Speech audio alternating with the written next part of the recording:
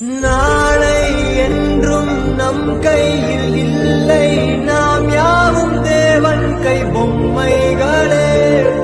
என்றால் கூட போராடு நண்பா.